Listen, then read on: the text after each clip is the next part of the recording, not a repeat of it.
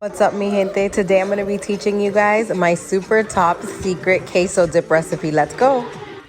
Chop up our produce.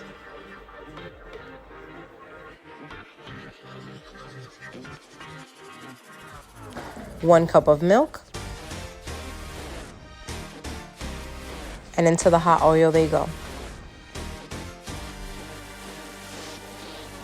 Garlic powder. Black pepper.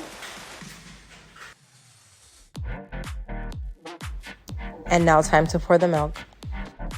Once everything's nice and softened, then it's time to add our Mexican Velveeta cheese. Stir nice and slow at a low fire.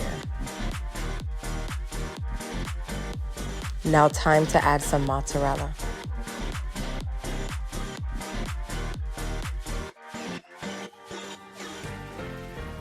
Take a look at the texture on this queso dip. Absolutely amazing. And look at that garnish.